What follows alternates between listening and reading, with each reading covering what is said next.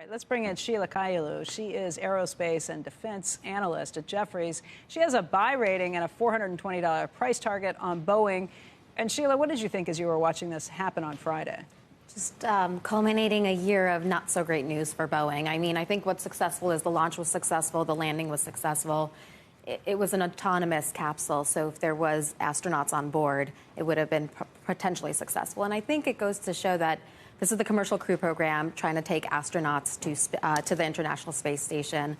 There's only two providers. There's a reason why there's only two commercial OEMs out there, Boeing and Airbus. And there's a handful of defense primes. These development programs are difficult. SpaceX has encountered its own hurdles and own delays. So naturally, these timelines are difficult. Who do you think's in the lead right now between SpaceX and Boeing, just based on what's happened now, what's to come? SpaceX's final abort flight test is, I think, scheduled for January 11th. So they look to be in the lead. If that goes well. If that goes well. But it seems to be the final test. So potentially we could get astronauts into ISS by the second half or the first half. To Morgan's point, in terms of what's happening, in terms of who else this might lure into the space, do you think that there could be other entrants who will now look at this and say, okay, this gives us room for entry? It does, but we don't know if SpaceX is making money on the commercial crew program. So that's one thing. That's partially why their costs are lower than Boeing. So it has to be somebody that's billionaire-backed. It can't be a startup with billions of dollars. Because you'll run out of money. Yes. Sheila, when I just wrote down the list of the failed missions. SpaceX has had failed missions, Blue Origin, NASA, Virgin Galactic. Is this a bit of piling on for Boeing? I mean, this was a big story. My Twitter feed was full of it over the weekend. Perhaps it was your reporting. But is this an even bigger story because Boeing is Boeing at this moment in time with such a tough 2019?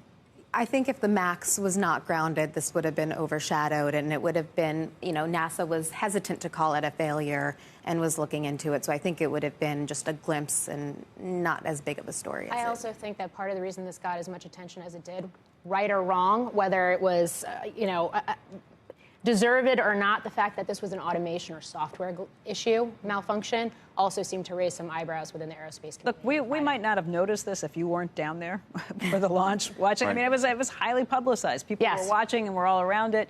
We watched you as it took off. We were coming back to you, and we were able to go to you as soon as there were problems. There have been problems with some of the other ones that weren't so well documented because there wasn't the same sort of media. Yeah, the commercial crew program is 3 years behind its initial schedule, and that's the reason is because there have been budget delays, and then there have been issues with development of both of these spacecraft along the way, which I think is also why the fact that you had those 3 parachutes actually deploy successfully in this Starliner land as smoothly as it did yesterday was seen as very important because there have been issues with that in the past. Right. Sheila, you started this conversation by saying this caps a really rotten year for Boeing with a lot of terrible headlines. You've got a buy rating and a $420 price target. What has to happen for that to be correct? And by the way, is that a 12-month price target you're looking at? It's a 12-month price target.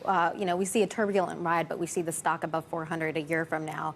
Because I think you have to assume the MAX flies. And one thing that was overshadowed last week was the EU regulator was thinking about a February timeline back into entry into service. So that didn't get as much news flow as the Starliner, but I thought that was positive that the EU was almost leading the discussion. Although we have seen so much turbulence in the relationship with the FAA at this point, and the new administrator there, who basically is saying it's going to be on our timeline and stop pushing us on any of those things. Right. I think the FAA and Boeing have struggled on Boeing being potentially overly optimistic. I think that's clear to say. But what's good news is we haven't seen any new technical updates, any software updates that have to be made.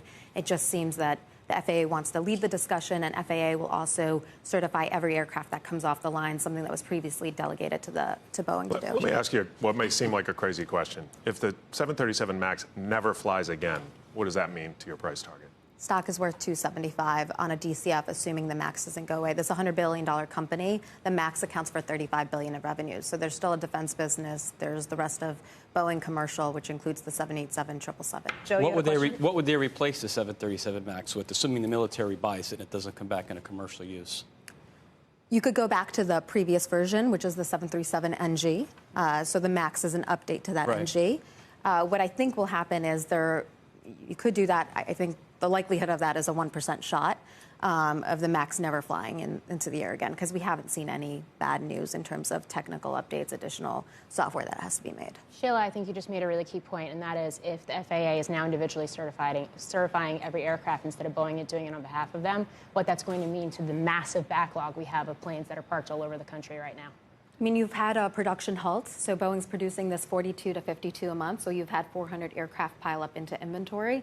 So the question is, you don't want to give airlines these aircraft 2 to 3 years out, so you might want to get rid of that inventory as quickly as possible, and clearly it's going to slow down the process if there's FAA individuals certifying everything that comes. Philip Boe has made the point that they may do that at the beginning, but then they may actually give it back to Boeing after they are satisfied that it's working the way they think. We'll see.